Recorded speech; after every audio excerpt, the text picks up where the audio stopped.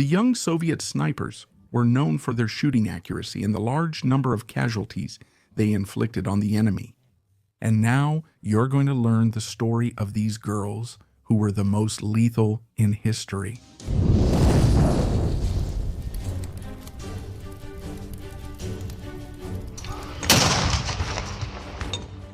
Stay with me here until the end. But if you're new, go ahead and click this button here and subscribe to the War Room. Also, give us a thumbs up and share this video with all your friends so everyone can be happy, okay? When the fighting in World War I shifted from mobile actions to exhausting trench warfare, the nature of infantry weapons also underwent a drastic change. Trench warfare forced both sides to carry out human wave attacks against fortified objectives. And when they reached the enemy trench, the soldiers had to fight at close range against enemies crowded into a confined area. This scenario led military thinkers and weapons manufacturers to consider an alternative to replace the traditional bolt-action rifles of the infantry, which fired accurately over long distances, but whose long reloading time made them unsuitable for trench assaults. That's how the submachine gun came about, a short handheld weapon lighter than a rifle and capable of firing in automatic mode, sacrificing accuracy for immense destructive power at close range. In 1918, the first submachine guns entered combat, and from then on, the military doctrine of infantry in all major powers began to place increasing emphasis on the submachine gun within the combat group. But the military strategists of one of these powers saw the importance of long-range precision shooting, which could take down targets of opportunity, such as officers and sergeants, whose loss demoralizes and disorganizes an enemy formation. That power was the Soviet Union. The creation of the Red Army snipers dates back to 1925, when the commander of the Siberian Military District, General Robert Petrovich Eidemann, began selecting the 6 best shooters from each company to train them in marksmanship.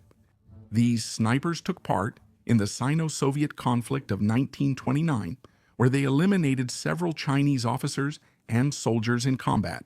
The reports recounting the value of these troops reached Moscow in 1932. The Commissar of Defense of the Soviet Union, Clement Voroshilov, instituted a broad training program in marksmanship for Soviet youth of both sexes. With the creation of the Voroshilov Shooter Badge for those who excelled in the course. At the same time, the Soviet Union imported optical sights for sniper rifles from Germany and began manufacturing its own domestic models. During the 1930s, the Red Army organized and incorporated snipers into its infantry regiments, initially as a combat group and later as a sniper platoon per regiment. These soldiers were successfully tested during the Battle of Lake Khasan against the Imperial Japanese Army in 1934. The Japanese suffered greatly from the loss of officers due to sniper action, sometimes at distances close to 1,000 meters. The favorite weapon of Soviet snipers was the precise and reliable Mosin Nagant, model 1891 in 7.62 caliber, equipped with a PU scope with 3.5 magnification. Despite being old, the rifle was easy to maintain and had unmatched accuracy. In the opinion of the shooters, and even some German snipers preferred the weapon. The Soviet Union even tried, shortly after the start of the German invasion of their country during Operation Barbarossa, to replace the Mosin Nagant with the new Tokarev Samozarai Adnaya Vintovka Tokareva 40 semi-automatic rifle. But the snipers rejected the new weapon, claiming it was less accurate and produced a much larger muzzle flash, which gave away their position. The German invasion turned the Soviet front line into a large, disorganized mass. And, in the first months of fighting, millions of soldiers were captured in massive encirclements carried out by the panzer divisions. The need for a huge number of new recruits led Moscow to begin accepting the conscription of women into military service, initially for health units, administration, and auxiliary services.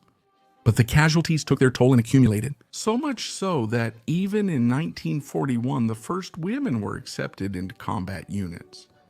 usually receiving the rushed and sometimes disorganized training typical of those days. One of these women was Nina Pavlovna Petrova, who can be considered the dean of Soviet snipers, as she was already 48 years old at the time of the invasion. Starting in November 1941, Petrova served as a sniper in the 284th Regiment of the 86th Rifle Division. Eventually, she reached the mark of 122 enemies killed by the end of the war. Already literally a grandma. She was nominated to receive the Order of Glory First Class when she reached 100 enemies killed in February 1945. Her nomination was signed by General Ivan Fedyoninski, who later recalled, "I met her personally and signed the petition for her decoration. My attention was captured by the document filled out in the name of Sergeant Petrova. The document said that Petrova was 52 years old. I couldn't believe my eyes. She is over 50 years old. I asked my assistant, could this be a mistake? He replied, there's no mistake, sir. Nina Petrova was awarded the Order of Glory First Class posthumously after her death on May 1, 1945, when the truck she was in overturned into a ravine.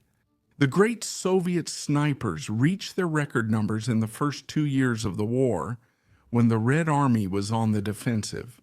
Since waiting patiently and taking down advancing targets is a much more prolific scenario for a shooter than hitting fleeing targets. And it was in this first scenario that the greatest of the Soviet snipers operated. Major Lyudmila Mikhailovna Pavlichenko was a graduate of the Voroshilov sharpshooter program and had also been trained during the chaotic first weeks of the war. In August 1941, she was assigned to the 25th Rifle Division. She operated against the invading German and Romanian forces in the Odessa region, in the south of the Soviet Union. Her talent was such that in just that month of intense combat, she took down 100 enemies, and her name was catapulted by the Soviet press. When the Romanians took Odessa in October, she was evacuated to Sevastopol in Crimea, where she fought for the next 8 months, raising her total to 309 enemies eliminated. In June 1942, she was sent to the United States on a fundraising campaign for the war. And on October 25, 1943, she was awarded the Gold Star of Heroine of the Soviet Union, the highest Soviet decoration for bravery. Results like these showed Moscow that women had a particular aptitude for being snipers. High observation skills, patience, and accuracy were characteristics that many female shooters had been showing, even though they had not received any special training. At that time, the Red Army didn't even have a women's uniform, and the thousands of recruits who arrived had their hair roughly cut and were put through the same training conditions as the men. And even though the Army had already authorized the recruitment of women, many local commanders looked down on women's ability in combat, often refusing to assign them to the front. To address these issues, on February 27, 1942, the Central School for Training Sniper Instructors was established in Kozino, a suburb east of Moscow. At the school, precision shooting courses for women began to be offered, lasting 3 months, as well as courses for training female shooting instructors. The first class began training as soon as the winter eased on February 5, 1943. But the large number of volunteers led Stalin to authorize on May 21 the creation of the Central Women's Sniper Training School. It was founded in Podolsk, a southern district of the capital. Some sectors of the army resisted creating such a school. And to ensure that the organization would succeed, the Kremlin chose a reluctant specialist to lead it. Colonel Nikolai Nikolaevich Kolchak, son of a Russian nobleman from the imperial period, Kolchak graduated from the Leningrad Infantry Academy in 1928. But despite having an impeccable military record, he ended up being expelled from the Communist Party in 1936, when his father's aristocratic origins were discovered. The following year, he became an instructor and researcher at the Leningrad Infantry Academy, using his rare academic talent to study the science of precision shooting. By 1940, he had published 52 scientific papers on shooting theory and the use of infantry weapons. Initially hesitant to take over the school, Kolchak was convinced of its importance and from then on devoted himself energetically to making it a success. In his first days of command, he immediately noticed that the cadets, knowing in advance when and where the targets would appear, hit them with great accuracy, and these successes boosted the girls' self-esteem. However, he ordered a change in the training environment and the order of the targets immediately, causing errors in the cadets' accuracy. That night, Kolchak gathered the team leaders and explained to them where they had gone wrong and what they should do to correct the mistakes. And so, on June 23rd, Kolchak graduated his first class of female snipers. He sent 125 to the Junior Officers Command School, 50 snipers to the Kalinin Front, and another 54 to the Northwestern Front. In that class were two of Kolchak's brilliant students, Nina Alexeyevna Lobkovskaya and Vera Ivanova Artemonova, who began working as a pair in the operational zone of the 21st Guards Rifle Division. On August 10th, they both opened their scores together, taking down the same German soldier with 2 shots. During this period, the snipers were still operating under the supervision of an experienced shooter who taught them the tricks of survival on the front line. Within the 3rd Shock Army, the snipers were organized into a single company whose detachments were sent to the most tense sectors of the front line. That was how Lobkovskaya found herself in the fiercest heat of combat on October 6th, when the 3rd Shock Army retook the city of Nevel, on the border with Latvia, an important logistical center for the enemy, carving out a 35-kilometer-wide salient in the German front. Lobkovskaya's snipers were called in to provide cover for a flamethrower detachment, forming a protective ring around the city together with several machine gun nests. Desperate to retake Nevel, the Germans launched violent counterattacks and the Luftwaffe bombed the Soviet line. But for 5 days, the snipers held their position, repelling 12 attacks from the Wehrmacht in what Lobkovskaya would call the worst battle of my life. Still dissatisfied with the training provided at his school, Colonel Kolchak decided that he should personally see how his snipers were performing in combat. And so he proceeded to visit the front line of the 3rd Shock Army. Kolchak, on several occasions, risked his own life, following the camouflage soldiers to the front line to closely observe the work of the girls, taking notes that, at night in his tent, were compiled into a training manual. He noticed that the snipers couldn't observe the enemy through the scope for long periods, a practice that irritated their corneas. Kolchak then decided to increase the difficulty of the targets during training, analyzing the girls on the front line using helmets. He noticed that if it wasn't properly fastened, it would slide forward after the shot, hitting the scope directly and damaging the weapon's eyepiece lens. The girls also complained that they were only taught to shoot while lying prone on the ground, but in combat, they often had to shoot standing up or even sitting in a trench. These small additions had gone unnoticed in the theoretical environment of the school, but now Kolchak would return armed with practical experience.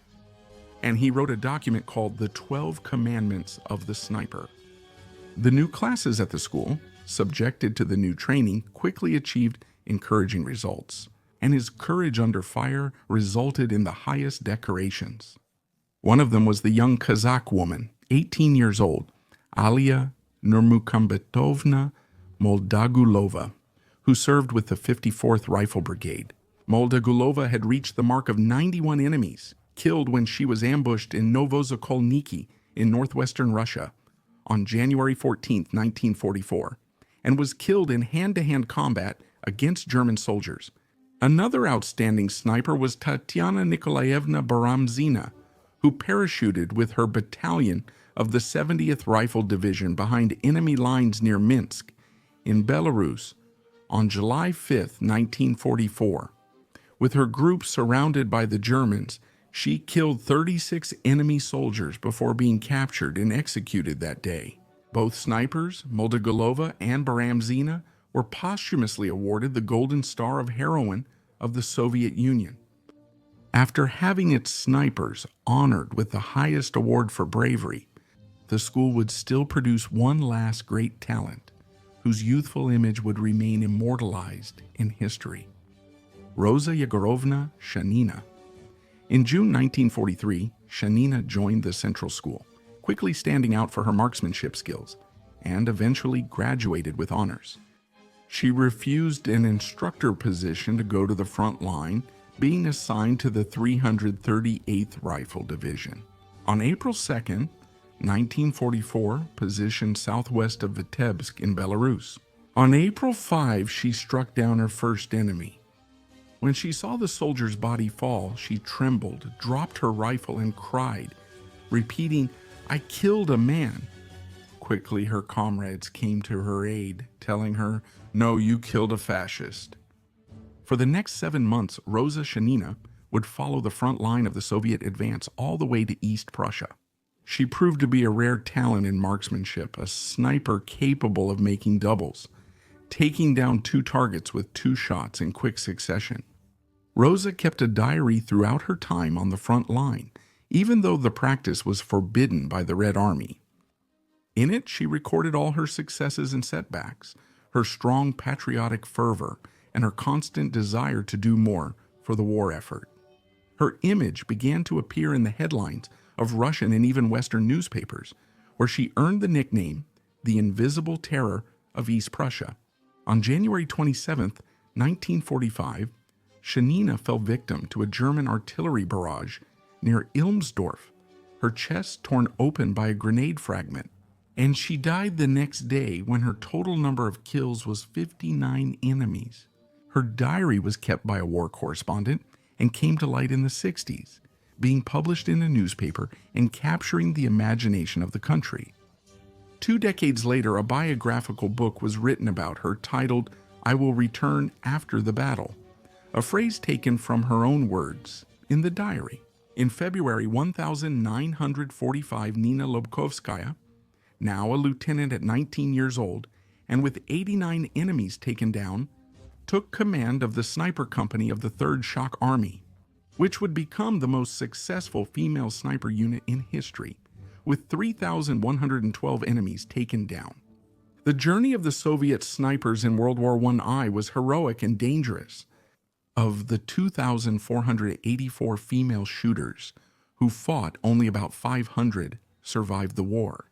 In total, more than 12,500 Axis soldiers, the equivalent of an entire infantry division, were taken down by the Soviet snipers. Young people who overcame the adversities of their own environment and got involved in the deadliest and bloodiest conflict in human history. And to conclude, I can't help but say that in 2009, after a lot of research, I managed to correspond with one of these girls, Marhili Alkova, a Czech volunteer who fought alongside the Red Army from 1943 to 1945 and had 30 confirmed kills during the war. She also signed these photos for me. Colonel Alkova passed away on November 7, 2011 at the age of 90. So did you like this video? Then support us on Apoyacy and help keep the war room going. Your support is very important for the channel. I'd like to thank everyone who's helping out, especially these guys here who are top-notch. And if you want to get the books I use to make these videos, I'll leave the links for them right down here. For now, watch these videos that I picked out for you. Subscribe to the channel and hit the bell to get notifications. When I post more videos, I'll be here. Thanks again for watching, and here's a big hug from the War Room.